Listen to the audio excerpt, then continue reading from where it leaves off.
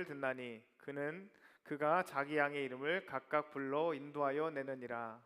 자기 양을 다 내놓은 후에 앞서가면 양들이 그의 음성을 아는 고로 따라오되 타인의 음성은 알지 못하는 고로 타인을 따르지 아니하고 도리어 도망하느니라. 예수께서 이 비유로 그들에게 말씀하셨으나 그들은 그가 하신 말씀이 무엇인지 알지 못하니라. 그러므로 예수께서 다시 이르시되 내가 진실로 진실로 너에게 말하노니 나는 양의 문이라. 나보다 먼저 온 자는 다 절도요 강도니 양들이 듣지 아니하였느니라. 내가 문이니 누구든지 나로 말미암아 들어가면 구원을 받고 또 들어가며 나오며 꼴을 얻으리라. 도둑이 오는 것은 도둑질하고 죽이고 멸망시키려는 것뿐이요 내가 온 것은 양으로 생명을 얻게 하고 더 풍성히 얻게 하려는 것이라. 나는 선한 목자라. 선한 목자는 양들을 위하여 목숨을 버리거니와. 삭구는 목자가 아니요 양도 제 양이 아니라 이리가 오는 것을 보면 양을 버리고 달아나나니 이리가 양을 몰아가고 또 해치는지라. 달아나는 것은 그가 삭군인 까닭에 양을 돌보지 아니함이나. 나는 선한 목자라. 나는 내 양을 알고 양도 나를 아는 것이. 함께 읽습니다. 아버지께서 주께서 나를 나를 아시고 아시고 내가 내가 아버지를 아버지를 아는 아는 것 것 같으니 같으니 나는 나는 양을 위하여 목숨을 목숨을 버리노라. 버리노라. 아멘. 아멘. 자, 여러분 한 주 동안 잘 지내셨습니까? 저는 오늘 본문의 말씀을 가지고 선한 목자 그 음성에 대답하는 삶이라는 제목으로 하나님의 말씀 전하도록 하겠습니다. 여러분 오늘 말씀은요, 먼저 당시 이 양과 목자와의 관계, 그리고 양치는 그 목양의 방법에 대해서 선 이해가 필요합니다. 양은 생각보다 멀리 이동할 힘이 없었어요. 그래서 풀을 따라가 막 이렇게 걷다 보면 체력이 떨어지면 이게 집까지 돌아올 힘이 없었습니다. 해서 이스라엘 들판에는 양들이 먼 곳까지 나갔다가 그곳에서 이제 머무를 수 있도록 그 돌을 울타리를 둘러서 만든 임시 우리가 마련되어 있었습니다. 그런데 이 우리에는 문이라는 것이 없었어요. 문이 존재하지 않았습니다. 그러니까 문짝이 없던 거, 문 열고 들어가는 문이 없습니다. CCTV도 없고요, 뭐 번호키도 없고 지문 인식 이런 기능이 전혀 없었던 겁니다. 그럼 어떻게 할까요?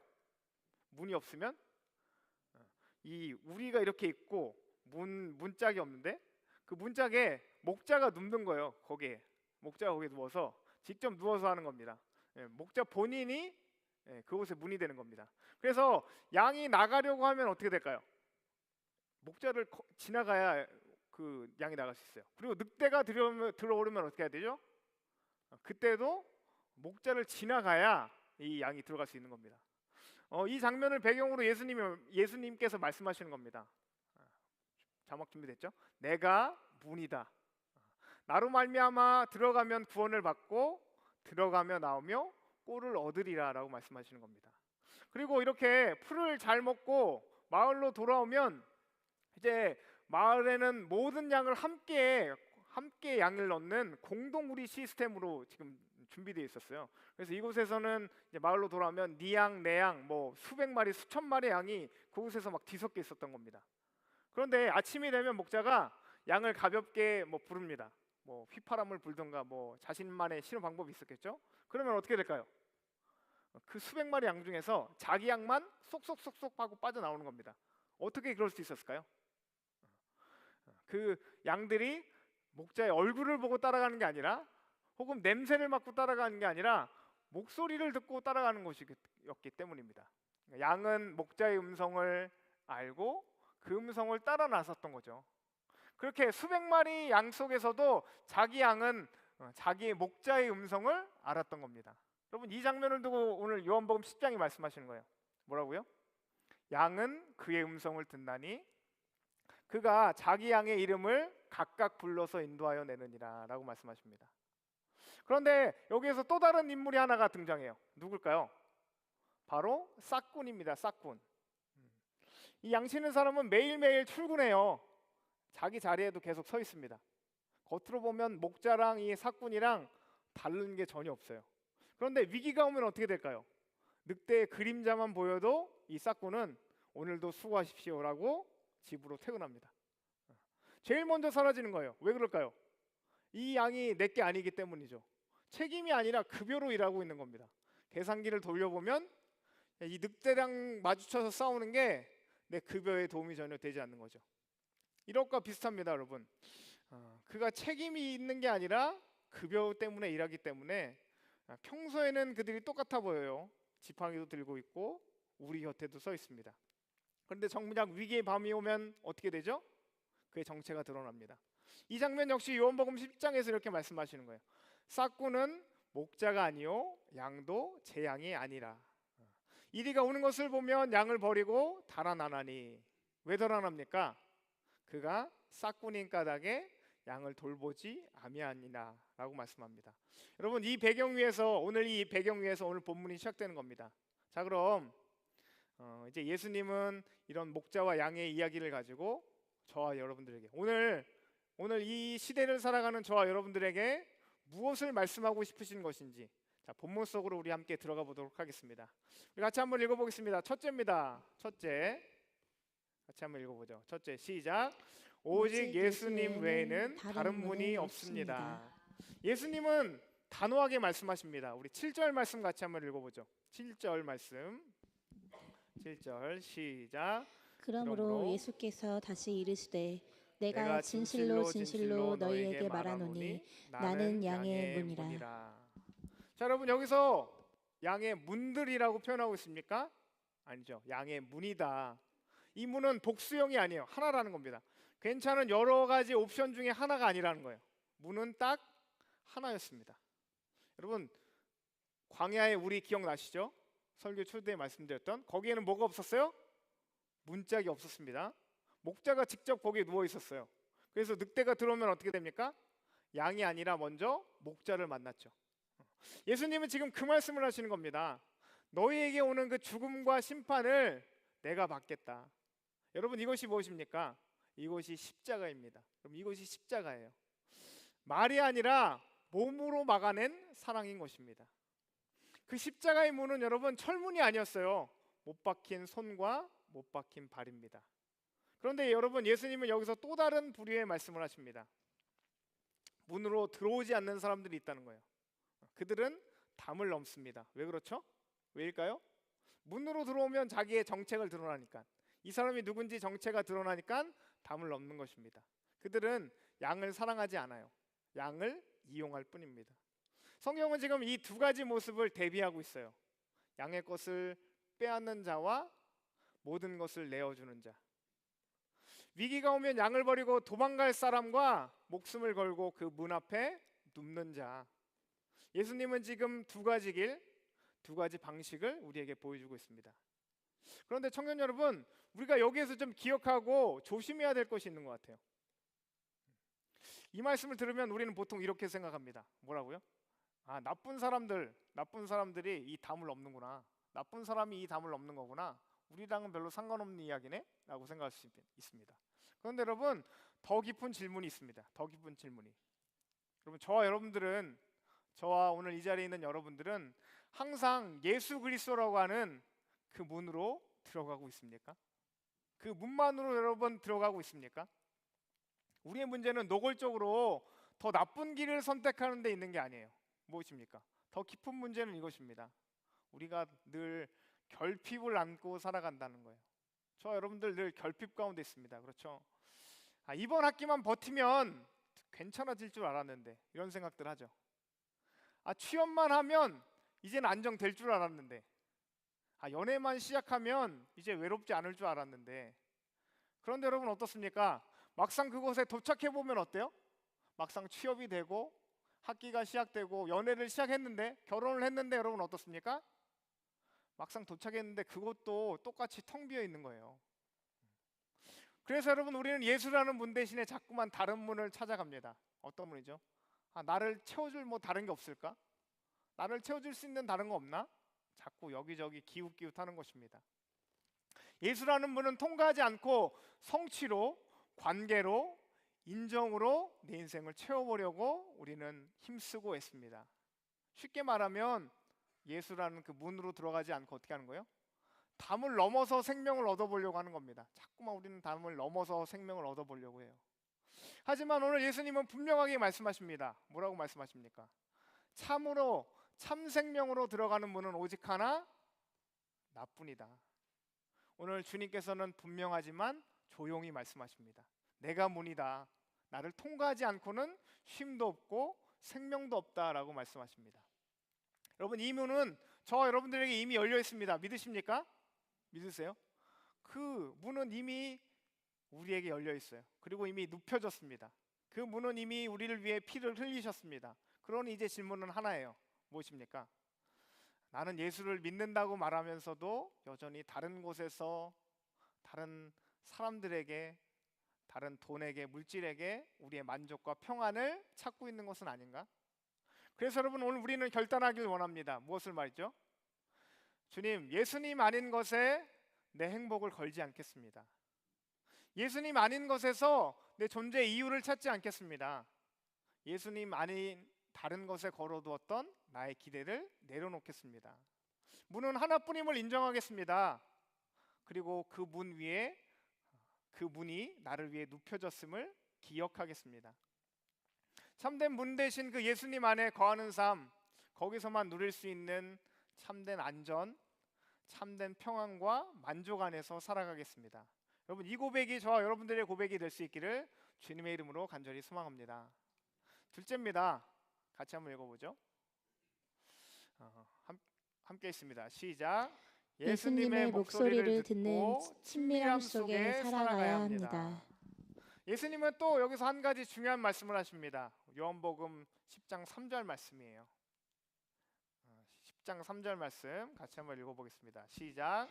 문지기는 그를 위하여 문을 열고 양은 그의 음성을 듣나니 그가 자기 양의 이름을 각각 불러 인도하여 내느니라. 아멘. 여러분, 여기서 눈에 띄는 단어가 나옵니다. 뭐죠? 각각이라는 표현입니다. 각각. 여러분, 예수님은 대충 부르지 않으십니다. 그렇죠? 묶어서 뭉뚱거려서 부르지도 않으세요. 단톡방의 공지처럼 띡 하고 그냥 올리시지도 않습니다. 각각, 무슨 뜻이죠? 한 마리 한 마리, 한 사람 한 사람을 부르신다는 겁니다. 여러분, 우리는 군중이 아니잖아요. 뭐 대체 가능한 부품도 아닙니다. 요즘 청년이라는 통계 자료도 아니에요. 단 하나의 이름이고 유니크한, 아무데도 없다는 뜻이죠. only one의 존재입니다. 그래서 목자는 그 양의 이름 하나하나를 다 알고 있어요. 안다는 말 속에는 어떤 의미가 있다는 겁니까? 그 양의 성격도 알고 습관도 알고 약한 부분, 뭐 이런 것들을 전부 다 포괄하는 단어입니다. 그 양이 어디로 새나가는지 잡고, 어떤 소리에 예민한지, 또 어디서 잘 넘어지는지까지 모든 것을 다 알고 계십니다. 그래서 주님이 저와 여러분들을 그 이름을 부르신다는 것은 뭐예요? 우리의 모든 상황과 환경, 사정을 이미 다 알고 계신다라는 뜻이 되는 겁니다. 여러분, 취업 준비로 마음이 쪼그라들고 있는 것, 관계 속에서 상처받고 아무렇지도 않은 척, 의연한 척 하는 것, 또 밤새 불안감 가운데서 잠 못 이루는 것, 여러분, 설명하지 않아도 주님은 이미 다 알고 계십니다. 여러분, 믿으실 수 있길 소망합니다. 그래서 성경은 또 이렇게 말씀합니다. 양은 그의 음성을 아는 거로 따라오되. 여기서 중요한 것은 시선, 보이는 것이 아니라 음성이에요. 들리는 것. 사실 양은 잘 보지 못하잖아요. 여러분들 잘 알고 계시죠? 멀리 있는 풍경은 흐릿해 보이고 잘 보이지 않습니다. 양은 목자의 음성을 듣고 따라가는 거예요. 우리 인생도 여러분 그렇지 않습니까? 멀리 있는 거 잘 보이지가 않아요. 5년 뒤의 인생, 우리의 결혼, 진로, 사역의 방향, 이 길이 맞는지 틀리는지 선명하게 보이지 않을 때가 너무나 많습니다. 그래서 우리에게 필요한 것은 지도, 그러니까 맵이 아니라 음성입니다. 음성. 신앙은 많은 것을 아는 것도 중요하지만 그 주님의 목소리에 반응하는 삶입니다. 그런데 여기에서 문제가 하나 생겨요. 어떤 거냐면 바로 소음입니다. 소음. 세상의 목소리의 볼륨이 너무나 큰 거죠. 아침에 눈 뜨자마자 들리는 그 카톡의 알람 소리들, 주식, 뉴스, 인스타, 남의 인생에 막 간섭하는 그 확인하는 소리들, 또 그 사이사이로 세상의 목소리가 우리에게로 들려옵니다. 너 벌써 늦었어. 쟤는 벌써 저만큼 달려가고 있다. 너 정말 이제 큰일 났다. 이 목소리가 계속해서 반복되고 커질수록 주님의 음성은 어떻게 되죠? 작아져요. 들리지 않아요. 신앙이 점점 쪼그라들어요. 그런데 여러분, 관계라는 것은 대화가 식으면 멈추지 않습니까? 대화가 멈추면, 죄송합니다, 대화가 멈추면 어떻게 되죠? 관계가 식어버리게 됩니다. 연인도 마찬가지고 친구 관계도 마찬가지입니다. 하물며 이 하나님의 관계는 어떻겠습니까? 우리가 스마트폰 알람에는 즉시 반응하고 있는데 하나님의 말씀에는 얼마나 즉시 반응하고 있는지요. 우리 자신을 좀 돌아보게 됩니다. 그러나 여러분, 주님은 오늘도 우리를 부르십니다. 어떻게 해요? 크게 소리치지 않으시고 억지로 끌고 가지 않으시고 그냥 부르십니다. 내가 너를 알고 있다. 너의 형편을 안다. 내가 지금 어디에 서 있고 어디로 가는지가 나의 계획 안에 있다. 그런데 여러분, 이 음성을 우리가 들으려면, 이 음성을 믿으려면 한 가지가 필요합니다. 뭡니까? 세상의 볼륨을 낮추는 거예요. 세상의 목소리를 우리 안에 작게 만드는 것입니다. 그래서 우리에게는 여러분, 골방이 필요해요. 어떤 골방이 필요합니까? 주님과 단둘이 시간을 보낼 수 있는 골방입니다. 핸드폰을 내려놓고 꾸미지 않고 있는 그대로 기도의 자리로 나가는 시간인 거죠. 주님, 오늘 제가 솔직히 삶이 너무 불안합니다. 주님, 요즘 다른 사람과 비교 때문에 잠이 오지 않습니다. 남들은 저렇게 앞서가는 것 같은데 나는 이 자리에 머물러 있는 것 같아서 너무나 힘이 듭니다. 주님, 겉으로는 웃고 있는데 속으로는 솔직히 울고 있습니다. 이런 말을 있는 그대로 솔직히 고백할 때 주님의 음성이, 주님의 말씀이 더욱 선명해지고 또렷해질 줄로 믿습니다. 그래서 여러분, 오늘 우리는 이렇게 결단하길 원합니다. 주님, 세상의 목소리를 잠시 끄겠습니다. 그리고 짧아도 좋으니 주님과 진실한 대화를 나누겠습니다. 제 마음에 있는 것들, 제 속에 있는 이야기들을 숨김없이 주님께 쏟아내겠습니다. 여러분, 이 고백이 저와 여러분들의 고백이 될 수 있기를 주님의 이름으로 간절히 소망합니다. 우리 마지막 세 번째입니다. 같이 한번 읽어봅니다. 세 번째, 시작. 떠나는 사람이 아니라 따르는 사람이 되어야 합니다. 여러분, 오늘 본문의 마지막 장면을 보면 사람들 사이에 막 분쟁이 일어납니다. 19절 말씀 같이 한번 읽어보겠습니다. 19절 시작. 말씀으로 말미암아 유대인 중에 다시 분쟁이 일어나니. 자, 여러분, 예수님의 말씀을 들었는데 사람들의 반응이 둘로 갈라지는 거예요. 어떤 사람들은 말합니다. 저 사람 미쳤다. 저 사람 조금 정신이 나간 것 같아. 귀신 들린 거 아니야? 그런데 또 다른 사람들은 말합니다. 귀신이 어떻게 맹인의 눈을 뜨게 할 수 있겠느냐. 같은 말씀을 들었고 같은 장면을 보았습니다. 그런데 반응이 전혀 다른 거예요. 여러분, 여기서 우리는 한 가지 사실을 알 수 있습니다. 무엇이죠? 진리는 진리는 사람을 가만히 두지 않는다라는 것입니다. 진리는 언제나 선택과 결단을 요구해요. 그래서 예수님의 말씀 앞에서는 언제나 두 종류의 사람이 생기는 겁니다. 듣고 떠나는 사람과 듣고 어떻게 하죠? 따르는 사람. 여러분, 이 장면이 단순히 2000년 전에 유대인들의 이야기가 아닌 거죠. 오늘 예수님의 말씀 앞에 서면 여기 있는 우리 모두들도 여전히 사람들의 반응은 두 가지로 갈릴 것입니다. 그래서 여러분, 우리가 정말로 진실로 하나님의 말씀, 예수 그리스도의 말씀을 삶으로 따르려고 하면 반드시 결단과 선택의 순간이 다가올 거예요. 여러분들의 삶에도 마찬가지입니다. 누군가는 이렇게 말할 겁니다. 왜 그렇게까지 해? 그냥 적당히 타협해서 살지. 요즘 세상에 누가 그렇게 살아? 라고 말할 겁니다. 정직하게 살려고 할 때, 신앙을 지키려고 할 때, 세상 사람들과는 다른 선택을 하려고 할 때 분명하게 이런 말을 듣게 될 겁니다. 그래서 바로 우리는 그런 순간에 선택해야 돼요. 사람의 음성을 들을 것인가, 아니면 목자의 음성을 따를 것인가. 그런데 여러분, 진짜 양은 누구의 음성을 따릅니까? 다른 사람들의, 다른 목자들의 소리를 듣지 않아요. 자기의 목자만은 그 소리를 듣고 따라갑니다. 그래서 우리는 때로는 손해보더라도, 조금 느리더라도, 사람들에게 비웃음을 당하더라도 주님이 가시는 그 길, 예수 그리스도께서 가셨던 그 십자가의 길을 우리도 따라가야만 합니다. 왜입니까? 왜 그렇습니까? 목자이신 예수 그리스도는 도망치지 않으시기 때문이에요. 사꾼들은 위험한 순간에 도망갑니다. 양을 버리고 사라져요. 하지만 선한 목자 되신 우리 예수님은 떠나지 않으십니다. 끝까지 남아 계십니다. 예수님은 이 사실을 말로만 설명하지 않으셨죠? 어떻게 하셨습니까? 십자가 위에서 증명하셨습니다. 늑대와 같은 그 죽음과 죄가 몰려왔을 때 예수님은 우리를 두고 도망치지 않으셨어요. 그 대신에 우리를 위해서 생명까지도 내어주셨습니다. 그러므로 여러분, 오늘 우리의 결단은 이것입니다. 주님, 우리가 많은 사람들이 가는 그 넓고 편한 길보다는 주님이 가신 그 십자가의 길을 따라가겠습니다. 여러분, 세상 사람들에게서는 비웃음을 받을 수 있을지라도 주님이 가신 그 발자국을 우리가 따르겠습니다. 청년 여러분, 인생은 결국 두 가지 길로 나눕니다. 목자의 음성을 듣고 따라가는 사람, 목자의 음성을 듣고 떠나가는 사람.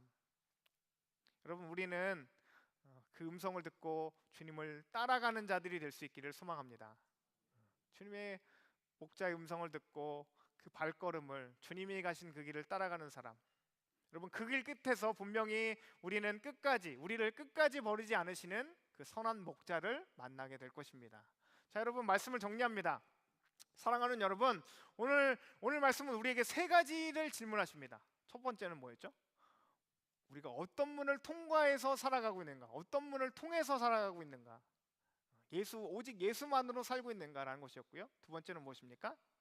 지금 우리는 누구의 목소리를 들으며 살아가고 있는가? 누구의 목소리를 들으며 살아가고 있는가? 세 번째는 무엇이었죠? 나는 떠나는 사람인가? 아니면 따르는 사람인가? 이 세 가지였습니다. 그리고 오늘 예수님은 말씀하십니다. 나는 문이다. 내 양은 내 음성을 안다. 그리고 나는 선한 목자다. 주님 말씀하십니다. 그러므로 여러분, 우리의 결단은 단순해요. 무엇입니까? 이제는 예수로만 살겠습니다.